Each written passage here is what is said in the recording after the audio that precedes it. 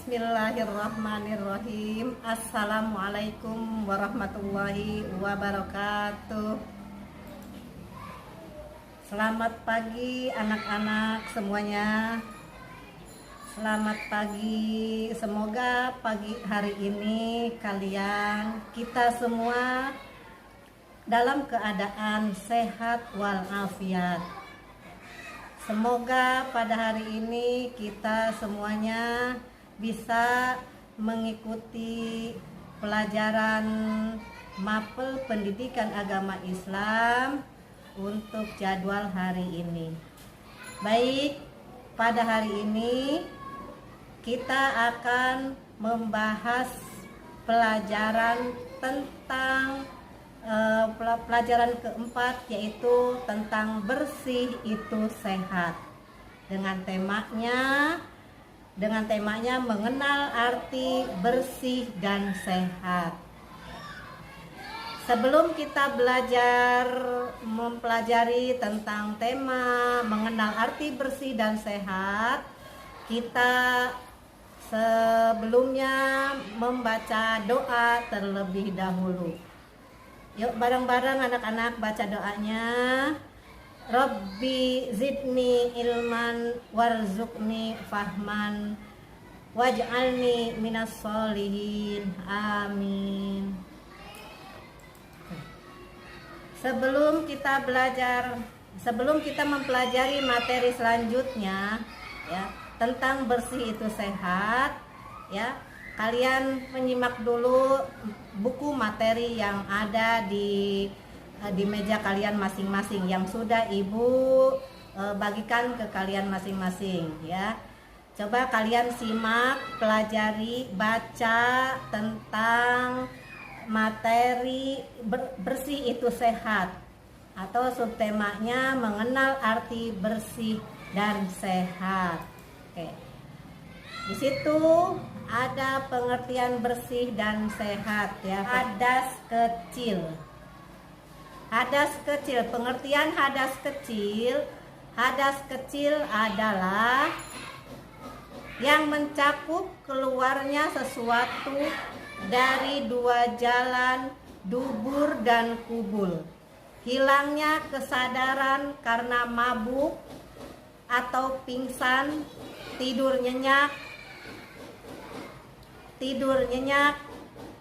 kecuali tidur sambil duduk, dan menyentuh kemaluan dan dubur dengan telapak tangan. Terus cara menyucikannya bagaimana? Ya itu tadi, cara menyucikannya dengan berwudu kembali. Tuh, oke. Terus sekarang lanjut ya, macam-macam hadas. Macam-macam hadas. Hadas terbagi dua bagian, yaitu hadas kecil dan hadas besar. Hadas kecil yaitu hadas yang menghilangkannya dengan cara berwudu atau tayamum. Itu yang disebut hadas kecil ya. Paham ya anak-anak ya? Hadas kecil yaitu hadas yang cara menghilangkannya dengan cara berwudu atau tayamum. Yang kedua yaitu hadas besar. Hadas besar yaitu hadas yang cara menghilangkannya dengan mandi wajib atau tayamum. Ya, itu yang kita bahas sekarang mengenai hadas kecil terlebih dahulu. Hadas kecil tadi bagaimana cara? Yang pertama hadas kecil yaitu hadas kecil yang cara menghilangkannya dengan berwudu. Contohnya tadi ya, hadas kecil itu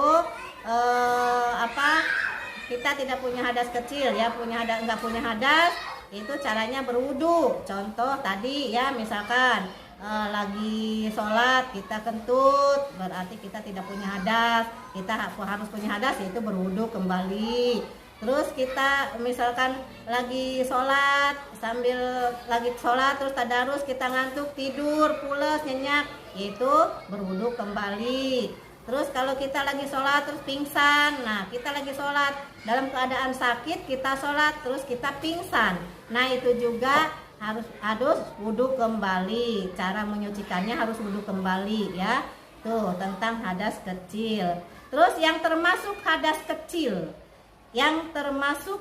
kecil, yaitu keluar sesuatu dari dua lubang, yaitu kubul dan dubur. Kubul dan dubur itu keluarnya sesuatu. Contoh tadi kentut atau pipis. Nah, itu ya keluarnya sesuatu dari kubul dan dubur, itu yang termasuk hadas kecil ya. Oke, yang kedua, bersentuhan langsung antara kulit laki-laki dan kulit perempuan yang sudah baligh dan bukan mahramnya ya. Terus yang ketiga, tadi menyentuh kemaluan, baik kemaluan sendiri maupun kemaluan orang lain dengan telapak jari, telapak tangan atau jari. Nah, baik anak-anak, kita lanjut kembali ke laptop. Oke. Sekarang tadi sudah kita bahas masalah barusan yang termasuk hadas kecil ya, anak ya. Sekarang syarat wudhu adalah yang pertama Islam. Berarti kalau non muslim tidak termasuk syarat wudhu ya. Kita itu sebagai muslim karena syarat wudhu adanya di agama kita, yaitu agama Islam. Nah, otomatis syarat wudhu itu yang pertama Islam ya. Yang pertama Islam. Yang kedua tamyiz atau mumayyiz, atau juga yakni yang dapat membedakan baik dan buruknya, yaitu yang sudah baligh ya anak-anak, yang sudah besar, yang sudah membedakan mana yang baik, mana yang buruk. Ini perbuatan yang tidak baik, ini perbuatan yang buruk. Itu tidak berarti sudah bisa membedakan mana yang baik dan buruk. Itu berarti sudah mumayyiz atau tamyiz ya. Nah, itu yang sudah besar. Kalau anak kecil kan belum bisa membedakan yang baik dan buruk, berarti itu belum termasuk syarat wudhu. Sekarang syarat wudhu yang ketiga. Ya, syarat wudhu yang ketiga yaitu dengan air suci dan mensucikan. Awas ya anak-anak ya, di sini ada air suci dan mensucikan. Selanjutnya syarat wudhu yang keempat adalah tidak ada sesuatu yang menghalangi air sampai ke anggota wudhu. Syarat wudhu yang terakhir, mengetahui mana yang wajib dan mana yang sunnah. Nah, mana yang wajib? Yang wajib berarti kita didahulukan, atau ini wajib, ini sunnah. Itu termasuk syarat wudhu ya. Nah, oke, kita lanjut ke rukun wudhu. Rukun wudhu ada di sini 5. Rukun wudhu ada 5. 1, niat ketika kita membasuh muka. Yang kedua, membasuh seluruh muka. Membasuh seluruh muka. Nah, tadi niat. Yang pertama niat ya, niat. Kedua, membasuh seluruh muka. Rukun wudhu yang ketiga, membasuh kedua tangan hingga siku ya. Yang keempat adalah membasuh kedua kaki sampai mata kaki. Nah, kalian tahu terakhir tertib. Nah, itu ya rukun wudhu. Oke, kalian nanti bisa dipraktekkan ya. Praktekkan untuk pertemuan selanjutnya, bisa dipraktekkan tentang praktek wudhu. Sampai sini anak-anak ya, kita hari ini membahas tentang bersih itu sehat. Bersih itu sehat, mengenal arti bersih dan sehat. Terus kita bahas tentang pengertian hadas ya. Pengertian hadas kecil. Pengertian hadas kecil yaitu hadas yang mencakup keluarnya sesuatu dari dua jalan, yaitu kubur dan dubur ya. Itu kesimpulannya ya anak-anak ya. Hingga hilangnya kesadaran karena mabuk atau pingsan, tidur nyenyak. Nah, itu ya, kecuali kalau tidur sambil duduk di atas sajadah ya, atau tidak di atas sajadah juga nggak apa-apa, tapi tidak kentut. Nah, itu ya.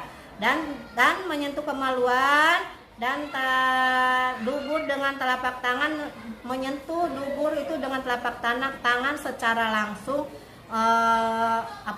oleh jari tangan kita. Nah, terus tadi ya macam-macamnya, macam-macam hadasnya ada 2, yaitu hadas kecil dan hadas besar. Nah, yang selanjutnya tadi yang kita bahas lagi, yang termasuk hadas kecil. Yang termasuk hadas kecil keluar sesuatu dari 2 lubang, yaitu kubul dan dubur. 2 bersentuhan langsung antara kulit laki-laki dan kulit perempuan yang sudah balik dan bukan mahramnya. Ketiga, menyentuh kemaluan, baik kemaluan sendiri ataupun kemaluan orang lain dengan telapak tangan atau jari. Nah, itu ya. Terus syarat wudu, 1 Islam, 2 mutamyiz atau mumayyiz, atau yakni dapat membedakan baik dan buruknya sesuatu. 3, tidak berhadas besar. 4, dengan air suci yang mensucikan. Terus tidak ada sesuatu yang menghalangi air ke anggota wudhu kita. Terus yang terakhirnya mengetahui mana yang baik dan mana yang sunnah. Terus rukun wudhu ya anak-anak ya, rukun wudhu. 1, niat membasuh seluruh muka hingga mulai dari tumbuhnya rambut, kepala hingga bawah dagu, dan telinga kanan hingga telinga kiri. Membasuh kedua tangan hingga siku, membasuh kedua kaki hingga mata kaki, dan tertib. Itu adalah rukun wudhu. Nah, itu kesimpulannya anak-anak ya. Kesimpulan tentang